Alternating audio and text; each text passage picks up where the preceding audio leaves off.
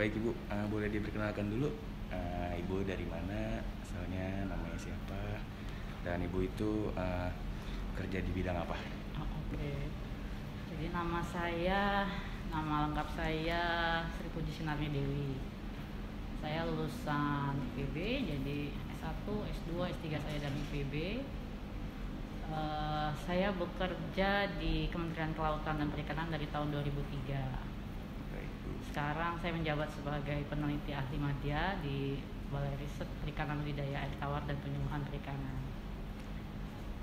Oh iya Ibu, berarti Ibu itu peneliti ikan ya Bu, ikan air tawar. Betul. Riset. Kebetulan saya juga dapat ikannya ini ikan mata merah, ikan air tawar. Ya. Ikan mata merah ini yang kita teliti ini ada dari 3 lokasi ya. Jadi ada dari Jawa Barat, kita ambil dari Tasikmalaya dan Cianjur, kemudian dari Jawa Tengah, itu ada dari beberapa anak Sungai Serayu, kemudian dari Jawa Timur itu dari Pasuruan. Jadi itu 3 sumber ikan mata merah yang coba kita koleksi yang ada di balai kita. Indonesia ini kan memang kaya sekali dengan sumber daya genetik ikan air tawar. Jadi yang disebut ikan mata merah di sini di Jawa Tengah, Jawa Timur itu nama daerahnya bisa berbeda. Kalau di Jawa Barat orang bilangnya ikan burung panon karena memang ikan ini matanya merah gitu ya. Kalau di Jawa Tengah atau Jawa Timur itu dibilangnya ikan brek atau ikan cebu. Nah, tapi memang ternyata begitu kita coba teliti, karena memang balai kita ini kan punya tugas untuk mendomestikasi, artinya dari dia hanya hidup di alam, coba kita budidayakan supaya lestari, artinya di alam populasinya terjaga, tapi kita bisa memanfaatkannya, artinya jangan sampai punah lah, tapi secara ekonomi mendatangkan keuntungan. Baik, berarti untuk ikan mata merah ini namanya di setiap daerah itu berbeda ya Bu ya? Betul, nama lokal yang berbeda-beda. Pastinya ada ya perbedaan jantan dan betina. Memang kalau masih kecil agak sulit dibedakan, tapi nanti ketika dia sudah mulai dewasa itu akan terlihat perbedaan bentuk. Jadi kalau betina, karena betina ini dia membawa telur di perutnya, otomatis bentuk tubuhnya dia akan lebih gemuk ya bagian perutnya. Tapi kalau jantan dia akan lebih ramping. Kemudian juga kalau ingin lebih mudahnya, biasanya karena dia golongan ikan siprinid, kalau kita urut bagian perutnya itu ke arah lubang genitalnya, kalau jantan tuh biasanya dia akan mengeluarkan cairan putih yang isinya sel sperma. Tapi kalau betina begitu kita urut, nanti yang keluar adalah sel telur.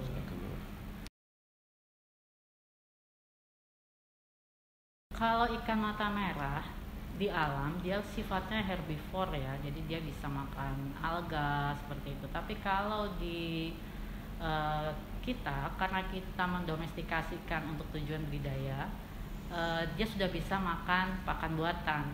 Jadi bentuknya sudah bisa pelet, jadi tidak lagi tergantung kepada pakan alami. Baik Ibu, untuk ikan mata merah ini ada berapa jenis ya Bu ya? Sementara ini yang sudah kita identifikasi ternyata ada 2 jenis ya, ternyata berbeda antara ikan mata merah Jawa Barat dengan yang di Jawa Tengah. Jadi kalau yang kita identifikasi baik dari DNA-nya maupun dari ciri khusus atau bentuk tubuhnya, ikan mata merah yang ada di Jawa Barat dan Jawa Timur itu masuk ke dalam spesies Cystomus orpoides. Tapi kalau yang ada di Jawa Tengah yang ikan brek itu dia spesiesnya ternyata Barbonemus baleroinensis kalau tidak salah. Sementara ini ikan mata merah ini kan termasuk ikan yang kalau di Jawa Barat itu sudah sangat langka. Dia kan memang hidupnya di sungai ya, terutama di aliran Sungai Citarum, tapi karena pencemarannya cukup tinggi agak sulit Jadi nelayan tangkap pun susah. Tapi kalau di daerah Jawa Tengah untuk ikan brek masih banyak ditemukan, masih dikonsumsi. Ya ukurannya karena selama ini belum ada budidayanya, sedapatnya bisa. Jadi umumnya sih di atas 50 gram sudah bisa dikonsumsi. Secara umum hampir sama ya, semua ikan air tawar dia ada kandungan vitamin C-nya.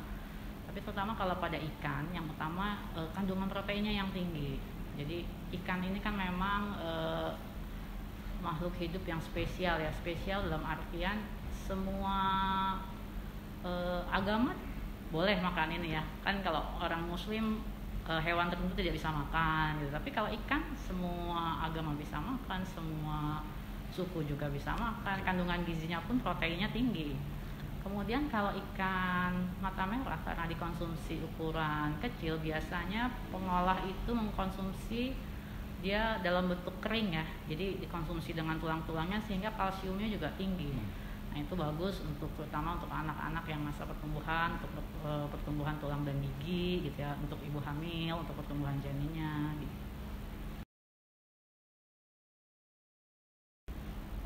Jadi kalau untuk berkembang biak kita kan harus melihat di alamnya seperti apa. Jadi ikan mata merah ini banyak ditemukan itu ukuran dewasanya itu kalau pada saat musim penghujan, biasanya kan di sungai itu airnya meluap ya, ada yang disebut daerah banjiran. Nah di situ kita banyak temukan ikan-ikan dewasa di situ. Jadi nanti dia memijah di situ, kemudian nanti si anak-anaknya itu akan ikut aliran sungai kembali masuk ke sungai. Jadi untuk berkembang biaknya memang sebaiknya kalau secara alami itu di air yang mengalir. Tapi dengan teknologi yang berkembang, sekarang tidak harus di air yang mengalir. Jadi kita ada namanya teknik pijah rangsang. Jadi kita suntikan semacam hormon yang dapat memacu pematangan sel telur. Nah, jadi pemijahannya bisa buatan, jadi jauh lebih mudah lah. Jadi nggak harus di air yang mengalir gitu ya Bu? Tidak harus begitu, jadi bisa buatan. Kalau yang di alam itu sekitar 20.000 sampai 25.000 per ekor ikan ya. Itu dengan ukuran induk sekitar 150 gram. Tapi kalau ikan yang sudah kita domestikasi, yang ada di balai kita itu karena dia kandung pakan yang kita kasih kandungan nutrisinya mencukupi, itu bisa meningkat sampai dengan 70.000 sampai 10.000 telur. Jadi memang signifikan sekali ya pengaruh pakan terhadap peningkatan jumlah telur yang diproduksi induk. Jadi kalau telur ikan mata merah itu dia mulai menetas tuh 19 jam di suhu sekitar 26 sampai 28 derajat Celcius. Nah nanti dia mulai menetas 100% itu sekitar jam ke-26. Sejauh ini belum ada informasinya ya, tapi memang kalau dari ikan koleksi yang kita punya dari awal koleksi sampai dengan sekarang itu masih bisa bertahan hidup, itu sekitar umur 3 tahun dia masih ada ya. Tapi kalau untuk yang di alam sendiri kita belum punya informasinya. Perlakuan khusus untuk pemeliharaan maksudnya? Iya, untuk pemeliharaan. Memang ikan mata merah ini agak spesial ya, spesial dalam artian dia ini rentan terhadap penyakit, sehingga akhirnya kita untuk mengurangi serangan penyakit, kalau di balai kita coba pelihara di air yang sumbernya dari sumber mata air, bukan dari sungai. Karena kalau dipelihara di air yang sumbernya dari sungai ternyata tingkat kematiannya cukup tinggi. Tapi begitu kita coba dengan air yang dari sumber mata air, kelangsungan hidupnya tinggi. Biasanya begitu kita lihat ada ikan yang bergejala sakit,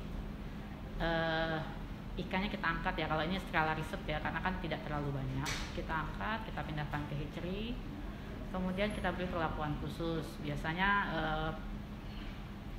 sakit itu pada musim tertentu seperti sekarang ya, musim hujan ada fluktuasi suhu gitu, ikan gampang stres jadi gampang sakit.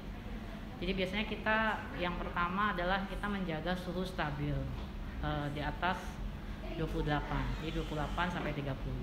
Kemudian yang kedua kita kasih vitamin atau probiotik untuk meningkatkan daya tahan tubuh. Kemudian yang ketiga kita kasih obat-obatan sesuai dengan penyakitnya. Berarti ikan ini tuh rentan bukan penyakit ya? Betul. Kalau yang di alam sama yang di budidaya itu beda gak Bu? Tingkat kekebalannya itu? Jadi gini, kalau yang tingkat kekebalannya pastinya sama ya.